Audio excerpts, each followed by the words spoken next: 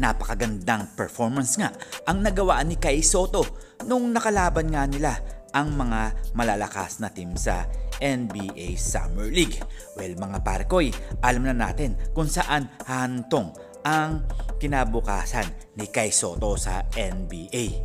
Well, sabi nga ng kanyang coach well, first off, Coach, what were your thoughts of Kai Sotto's performance today?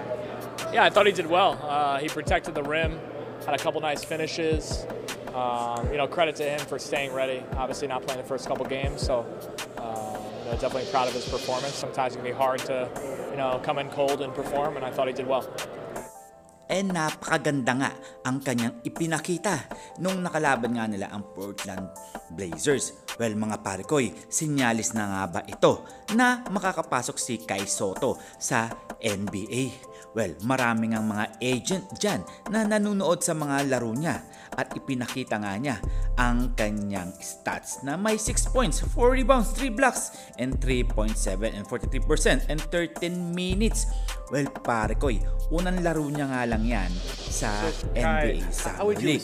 Ito nga si Kai Sotto, ang kanyang pahayag nga sa mga nag-interview sa kanya. It's a good first game.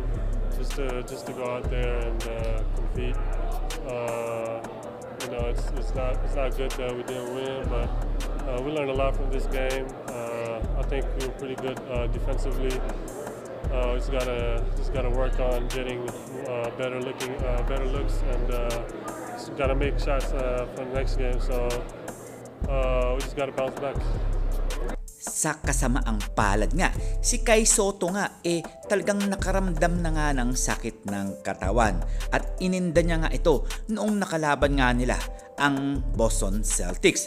Well, alam naman natin na nasa rotation na si Kai Sotto. Well, abang-abang lang tayo mga parekoy sa susunod na mga laban ni Kai Sotto at abangan ang mga sasabihin ng kanyang agent. Pag-usapan naman natin ang Barangay Ginebra. Ang Barangay Ginebra nga may nakukuha na nga at nagugusto ang player sa mga susunod na season. Isa nga dito ang kanilang baguhan na si Aurin, si Jeremiah Gray na talagang dinadala ang kanilang team at si Aguilar. Well mga parkoy, sa nakikita ko malaki talaga ang mga maitutulong na ito sa Barangay Ginebra at isa pa dito si Pesumal na talagang nagpapakita at karapat dapat na bumalik sa Barangay Ginebra. And this is Tondo Boy Vlogs. I'm out. God bless you all.